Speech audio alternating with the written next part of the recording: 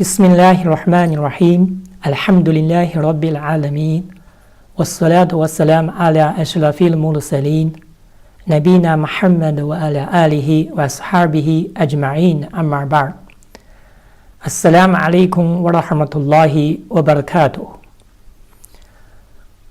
I'll give a lecture on history and the development of Muslim martial arts in China. Hui is a number of ethnic groups among 56 nationalities in China. It's well known as Chinese Muslim or Sino-Muslim in the discourse of Muslim minorities and majorities worldwide. Hui is scattered nearly all over China, but concentrated in northern and western China. Hui is also the largest minority among 10 Muslim ethnic groups in China. The history of Hui ethnic group can be discerned as two periods. Before the Ming Dynasty, from 1368 to 1644, it was integrated time among their ancestors who came from Arabia, Persia, and Central Asia.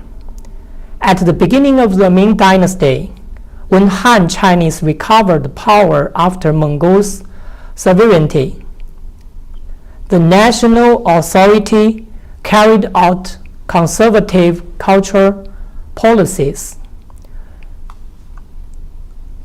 which coerced alien immigrants to assimilate into Chinese culture by asserting that all inhabitants must adopt a Chinese name and Chinese local dialects instead of having Arabic and Persian as their lingua franca, marry with Chinese, abide by Chinese habits and festivals, etc.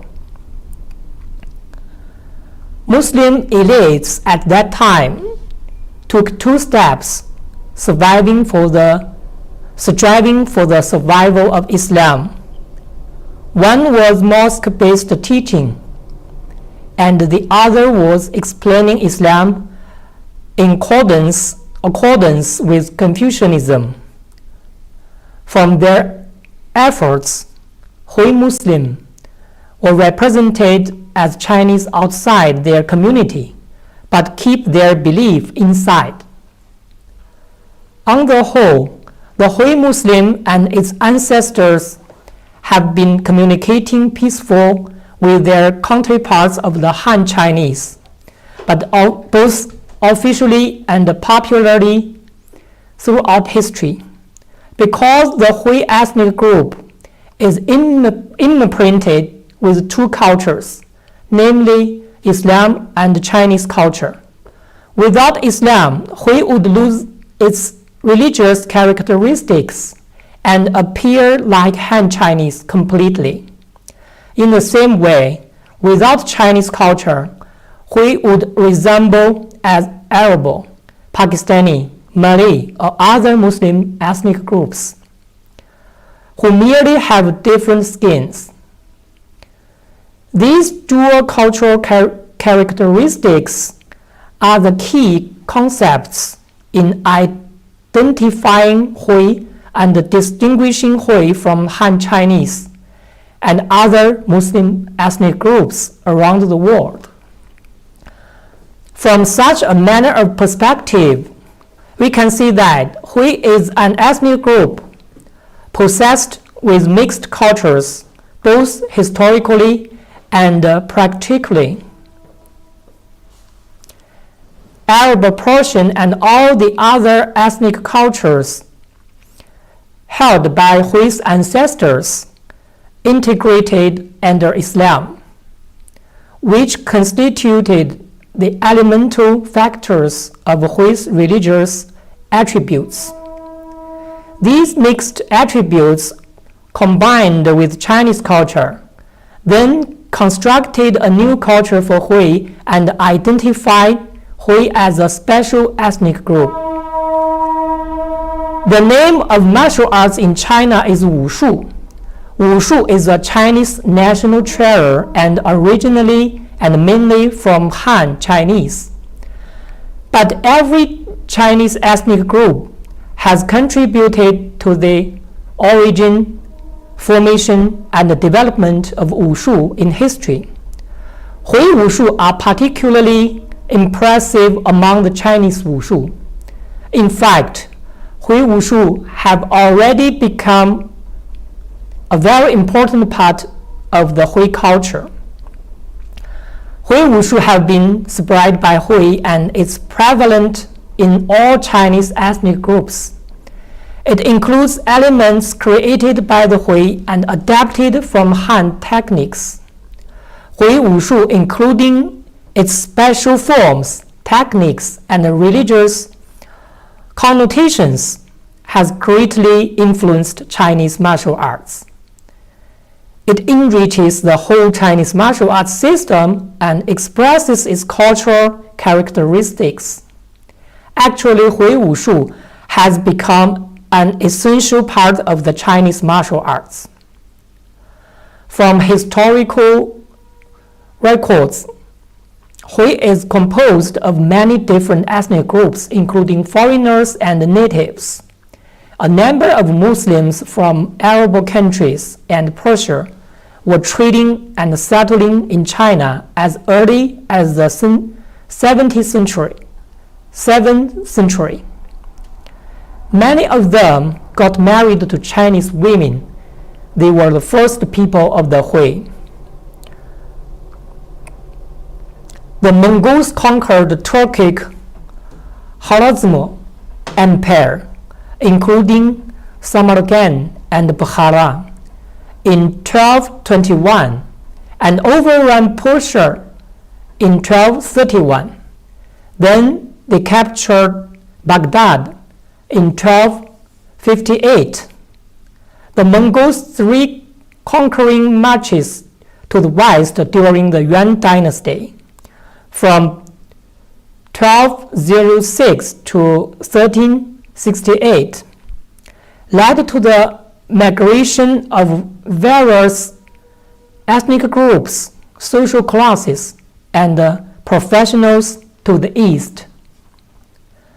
A large number of Muslims from Western and Central Asia came to China. By then, the term Hui Hui referred to all Muslim groups immigrating from Central Asia, Persia, and Arabia to China. Hui Hui were not only confined to the cities located on traffic lines, but widely spread throughout the countryside, commercial towns, and places where Hui Hui army was stationed, covering a vast area from the north to the south of China. The population of the Hui Hui was about 2 to 3 million. Mongol military forces, composed of a large panel of different ethnic groups, involved an important component of Hui Hui warriors.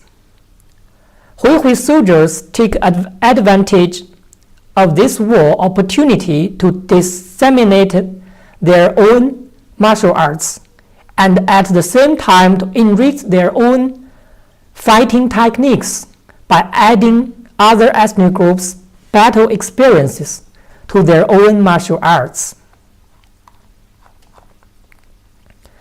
At the beginning of the Yuan dynasty, the Hui Hui army was organized by the government to open up wetlands as border station troops in the whole empire. That's how a great part of the Hui Hui soldiers left the army and became local presence at the end of the war. Military martial arts were brought to the rural masses and became the embryo of the current Hui Wushu. Progressively, these martial arts were reviewed by their successors, So the period of the Yuan dynasty is the infancy of Hui Wushu.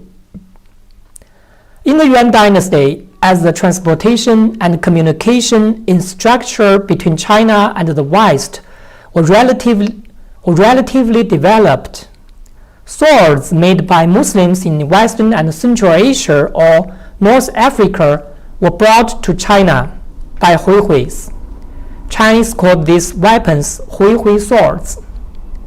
One of those weapons, named Mistral sword, looks like a crescent and was from the Mamluk Sultanate of Egypt.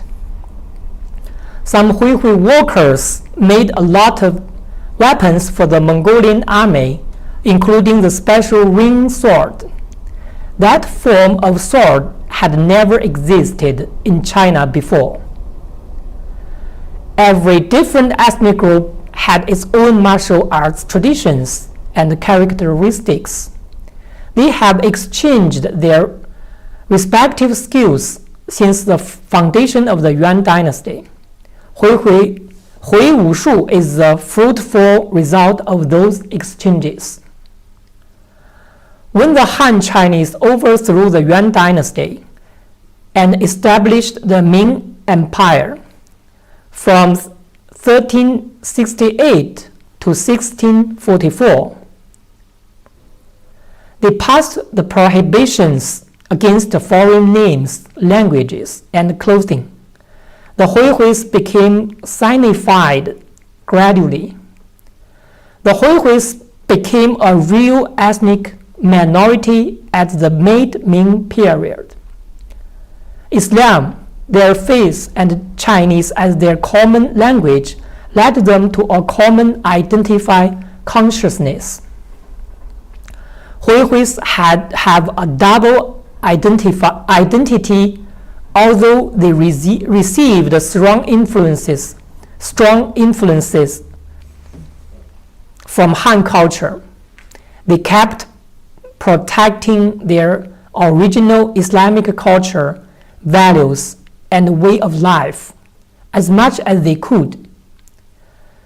Their minority conscience and mentality are different from the Han's. The Hui people's need for physical power and exercise is higher than the Han's. There are many reasons for that. The most evident is that the Hui people, as a Muslim minority among Han majority, had to protect themselves, their people, their religion, and traditions against Han's persecution. At that time, people believed that Wushu practitioners were so strong and everyone had to respect them. As a consequence, local religious authorities were strongly encouraging Muslims to practice and excel in martial arts. Mosques, bit by bit, became martial arts training grounds. Some imams founded Hui special Wushu techniques. For instance, the respected Imam Li Baizhai is the founder of the Qi Shi Quan, 7 postures boxing of Hui. After the collapse of the Yuan Empire, many Hui military officers became Wushu trainers, teaching among the population. Their descendants became inheritors of Hui Wushu. They spread Wushu, wrestling, archery, weightlifting, etc. among the Hui people. Those physical activities continue until our contemporary age. Furthermore, the establishment of Wushu schools in the whole country and an imperial examination on Wushu represented a huge opportunity for a wonderful flourishing of Hui Wushu. In order to improve military officers' fighting skills, the Ming government set up a a governmental wushu educational system. The examinations made possible the selection of the best wushu practitioners and warriors in order to save the empire as military generals. In order to serve the empire as military generals or any positions in need of fighting skills in national security. It also gives a great chance to the lower class people to become officials. That explains why those wushu training schools were so popular in the whole country. In addition to the public schools, many private training schools were born. Hui people live around mosques. That's the reason why they took the mosque as a training place. As inheritors of their military ancestors' wushu and the use of masjid as training centers, those 2 points constituted for them essential advantages to let them participate in the examinations with excellence, as they introduced the high practice of wushu inside their religious beliefs. According to Hui wushu, after its origin in the Yuan dynasty and the development in the Ming dynasty, during the Qing dynasty, Hui master finalized the design in many major styles as well as we will mention later. Hui wushu as we know it nowadays. From Qing dynasty, Qianlong Emperor from 1711 to 1799 onwards, Hui people in the northwest of China became victims of many kinds of discrimination because of their faith. Especially from the Tongzhi Emperor to the last Emperor Puyi, Hui people were victims of massive genocides. Hui people's rebellions in northwestern China became more and more intolerable for the current government. All those disasters made them recognize that their priority was to practice martial arts very hard to defend their people, religion, and communities. So most of the mosques became wushu training grounds. The training took place every day after Fajr and the Maghrib prayers. On the other hand, some conflicts always appeared between the Han majority and the Hui minority in eastern China at the same time. In order to avoid persecutions, Hui did their best to practice a high level of wushu to overcome the Han oppressors. For example, in the district of Zhoukou, Henan province, the Hui seniors stipulated that every Hui family's eldest son from 8 years old had to go to mosques to learn martial arts. The local distinguished wushu masters were invited to teach kids by the mosque. In this dramatic atmosphere, different styles of Hui wushu and the grand masters emerged in large numbers. Hui wushu reached its golden time. The Qing dynasty is the maturation stage of Hui wushu. By the Qing dynasty, the practice of wushu had already become one of the most important ingredients of Hui life and a characteristic of Hui culture. After Qing Dynasty, it was the area of the Republic of China. During this period, Hui Wushu arrived to the summit. We can explain this contribution via three elements. Firstly, General Ma Liang, the Hui martial artist, extended his new Chinese Wushu system to China's military, police, and universities. This was a great contribution to Chinese Wushu education.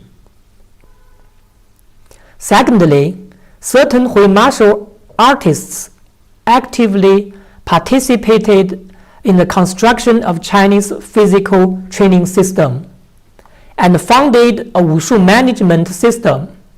For example, many Hui martial artists took part and taught in the Central Wushu Academy, as well as in local academies which were founded all over the country. In the third place, since the collapse of Qing Dynasty, Hui and Han relations have improved. Mutual learning between Hui and Han martial artists has become a universal phenomenon. Some Hui Wushu clans and grandmasters did not only represent Hui Wushu but also Chinese Wushu. The Central Wushu Academy was the highest Wushu management and research structure in the Republic of China. At the beginning, it was a very small center. Then it became a complete organization. In this process, numerous Hui masters were involved. Many Wushu schools affiliated to the Central Wushu Academy opened across the country. Some of them were established by Hui masters. Those schools and institutes reached great achievements by developing a Wushu standardization movement and forming Wushu talents. At the same time, some Hui martial artists accomplished a huge task by succeeding in promoting a pure and traditional Chinese Wushu. We can highlight two typical achievements: the wide transmission of Chaquan and the establishment and propagation of Ma-style Tongbei Wushu system. Chaquan, which was a Shandong local form, was invented by a Hui master, Cha Mil, in Shandong province during the mid-Ming period. Chaquan previously only spread within the Hui community during the Republican era. Some of the Hui masters began to teach Chaquan to Han Chinese on a large scale.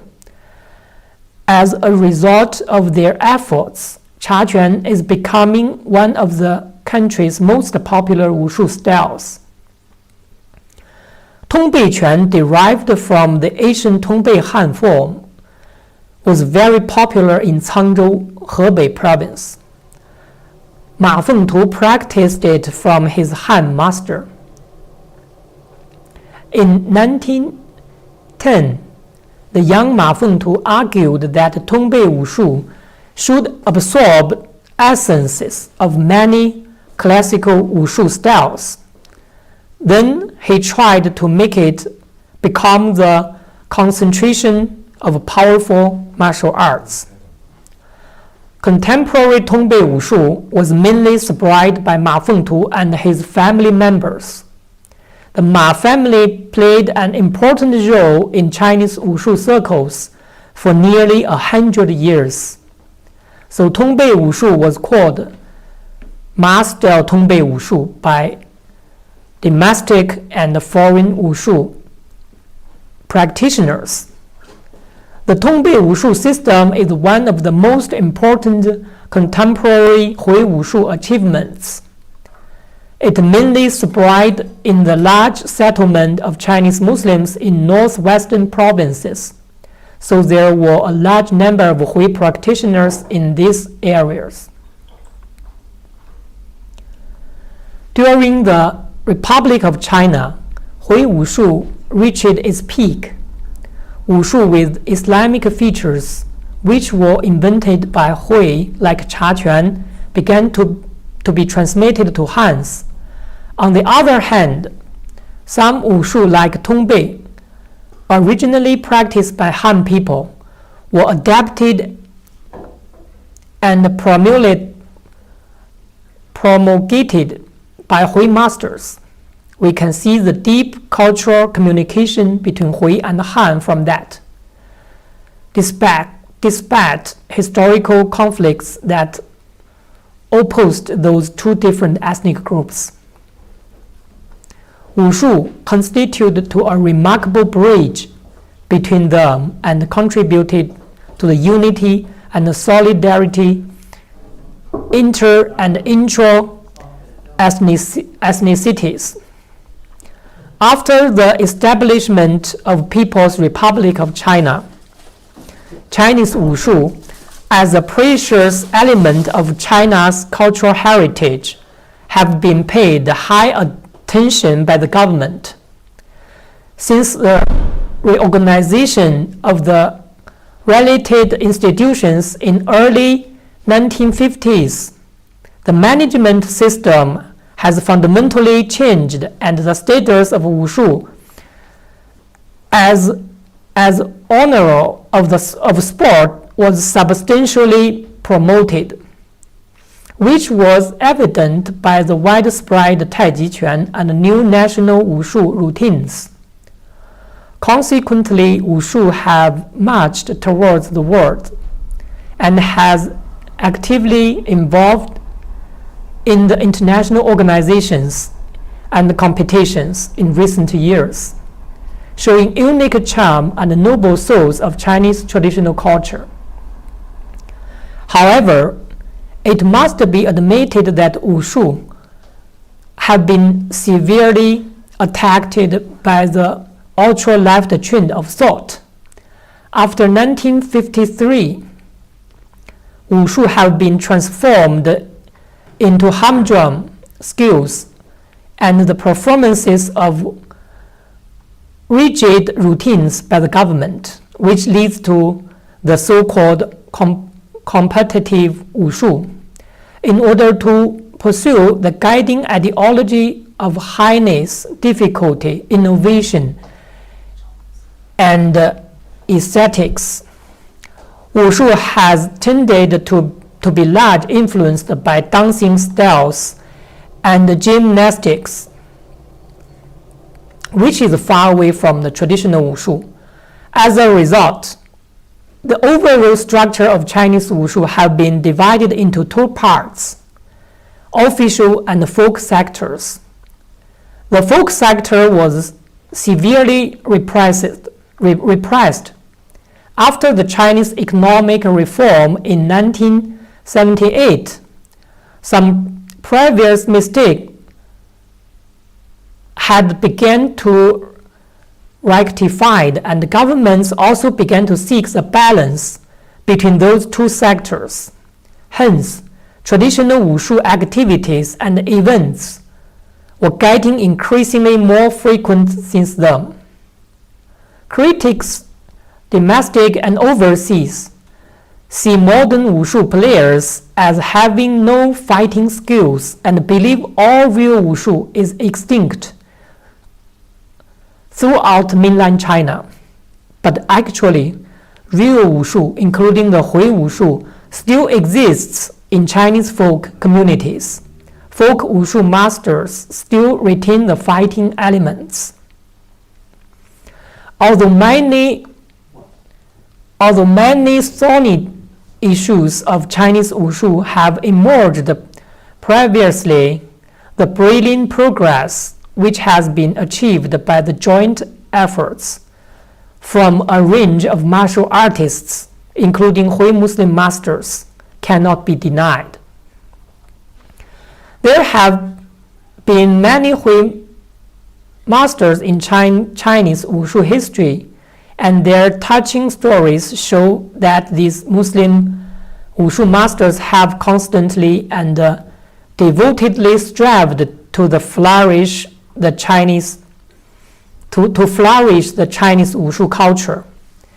Dating back to the period of Republic of China, Muslim masters Wang Ziping and Ma Fengtu are among those who have enjoyed a widespread and solid reputation as outstanding martial artists. During the initial period of the founding of PRC, the most influential Hui youths specialized the Wushu were Zhang Wenguang, He Fusheng, Ma Xianda, Wang Jurong, and so on.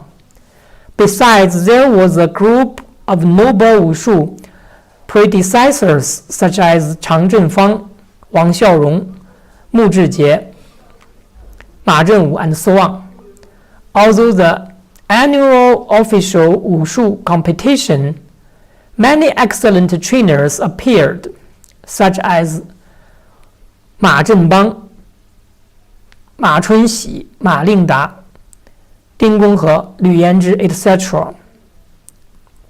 Meanwhile, an increasing number of great Hui Wushu elite athletes such as Ma Xiuxia, Han Mingnan, Wu Shutang, Zhao Changjun, etc. have shown their talent and brilliance in this Chinese traditional culture. The people mentioned above are merely a part of Hui Wushu practitioners.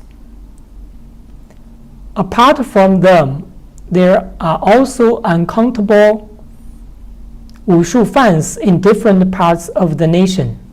To some extent, the establishment of PRC and especially the economic reform has widely popularized the Wushu among people, including Hui. Thus, the overall level of Hui Wushu groups showed an upward trend, which proved Hui people's sentiment towards their own traditional culture. Let's introduce different styles of Hui Wushu. Some Hui Muslim martial art forms are not only representative of the Hui martial tradition, but also have had an important impact in the entire history of Chinese Wushu.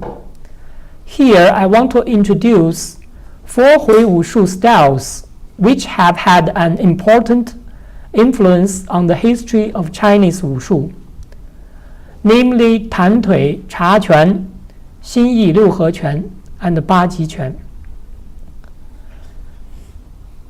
Whereas Tan Tui, Cha Quan were created by the Hui people, Ba Ji Quan and Xin Yi Liu He Quan, although created by the Han, but after their adoption by the Hui, circulated for a long period of time within the Hui community only.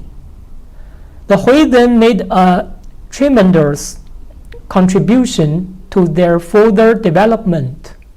Therefore, these 2 styles can be regarded as belonging to the Hui Wushu tradition.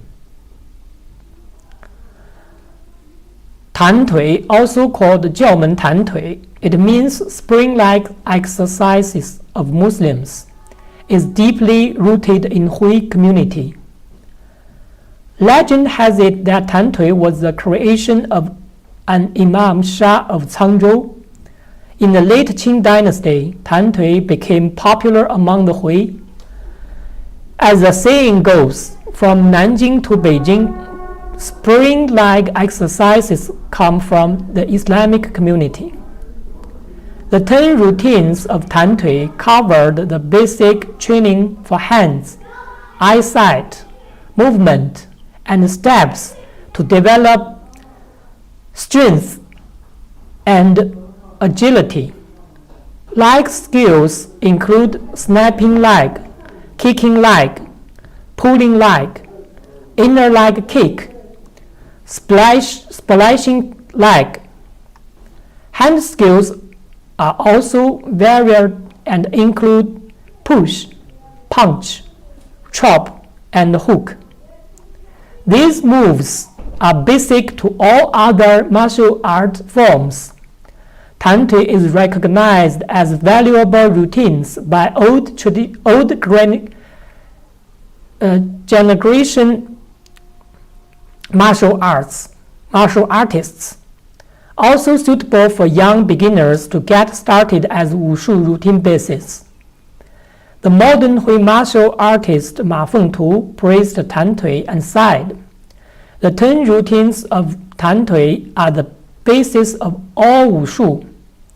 Many different Chinese wushu schools adopt Tantui as their elementary training material to get started, so it was widely practiced in China nowadays."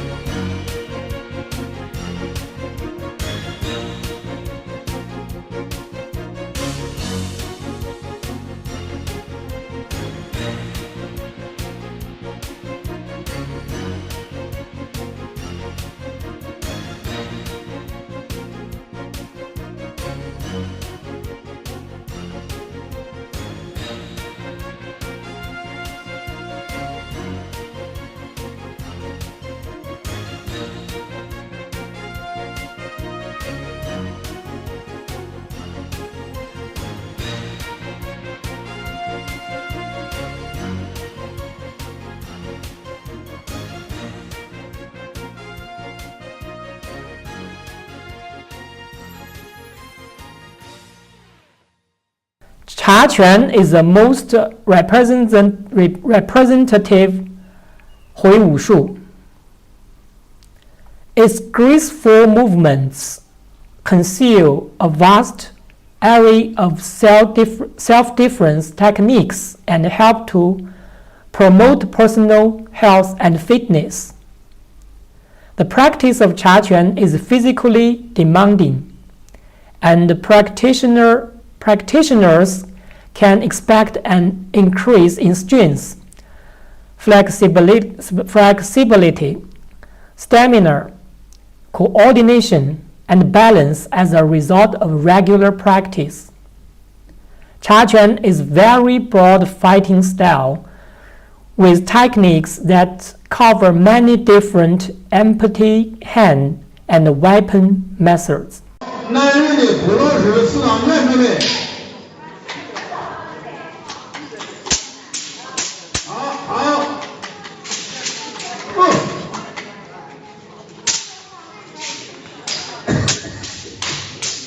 好，大家鼓掌。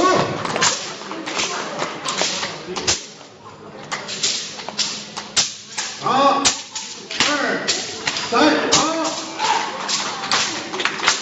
好。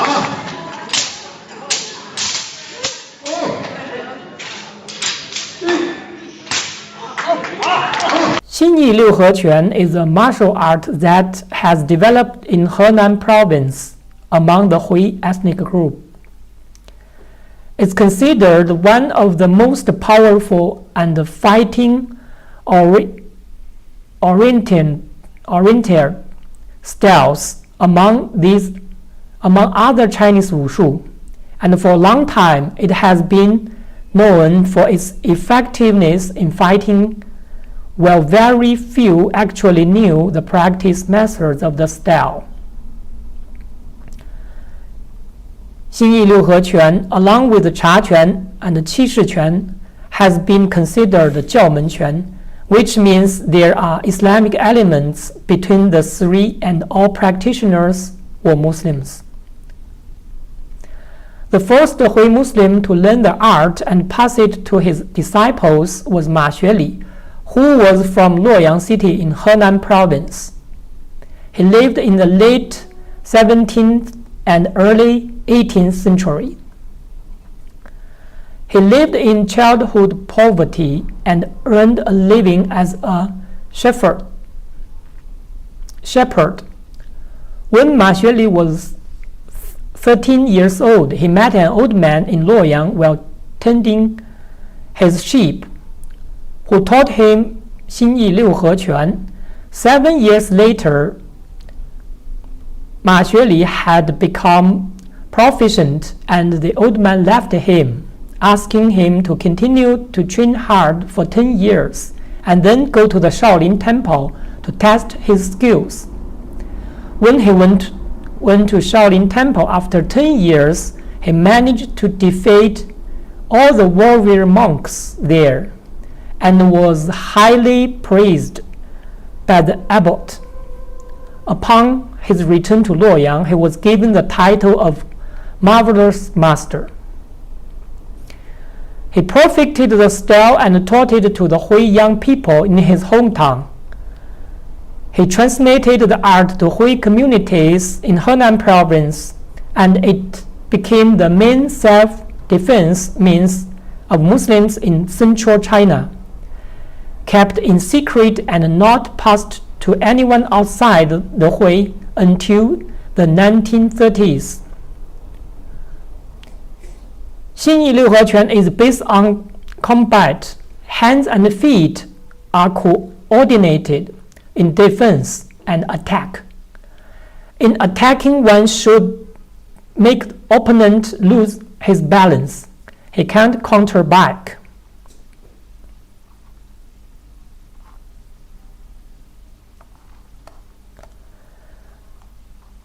The theory of 心意六合拳 is derived entirely from the traditional Chinese philosophy.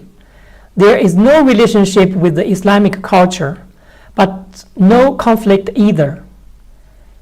However, it was accepted by the majority of Hui Muslim masters, reflecting the high degree of recognition of Chinese tradition in Hui Muslim culture, as well as its ability to actively absorb excellent ingredients in order to enrich Hui Wushu. After 300 years, 心意六合拳 has become an important part of the Hui martial arts. At the same time, it should be noted that 心意六合拳 over a fairly long period of time was mainly transmitted within the Hui community due to the influence of the Islamic faith and culture. Master attached great importance to the faith and the character of their disciples and chose them with great caution. Hence, the slow development of the style, but at the same time, this also allowed the original Asian style to be better maintained.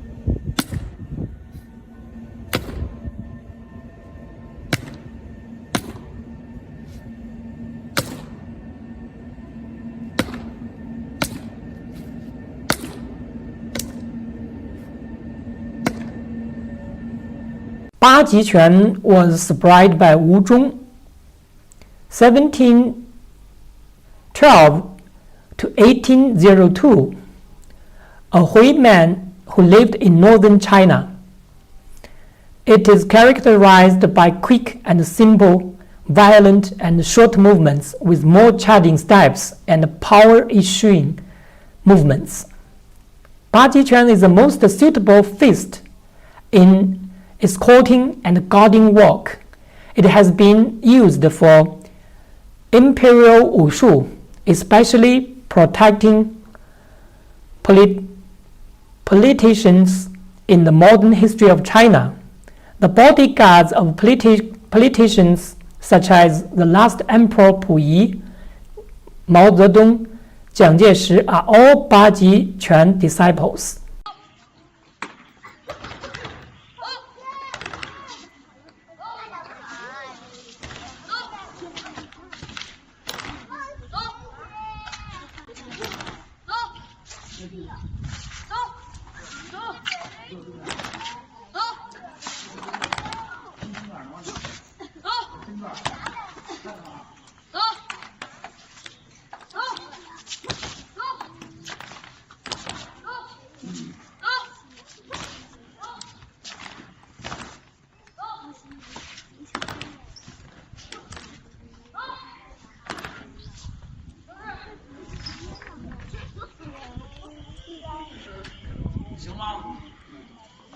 Hui Wushu was formed by the impact of Chinese culture and Islamic culture.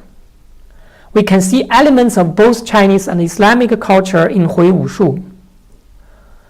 Morality is of fundamental importance to Chinese martial arts.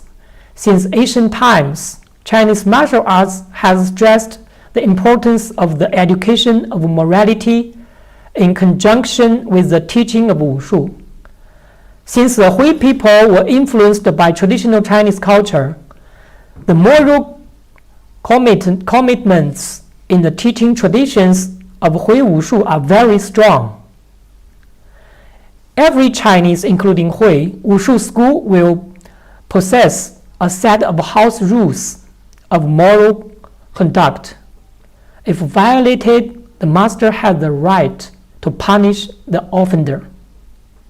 Morality in Hui Wushu is particularly embedded in the master-disciple relation. While the student was studying the fundamentals of the art, the teacher also tested the student's loyalty, patience, martial morality, and determination. All of these factors were weighed along with the student's physical ability when the teacher made the decisions about when the student would be exposed to new material. This training at all levels was extremely difficult, and the teacher placed high demands on the students. Only the most loyal, hardworking, and highest skilled student would earn the right to become inner door students and lineage holders. It was not uncommon for an instructor to only choose one student to receive the full transmission of his art. The relationship between the master and the disciple is akin to that between father and son. There is a saying that a teacher, even for a day, is to be treated as a father in your life. This principle is to be found as ethical value in all Han trades, but the Hui are raised this to the level of a religious obligation.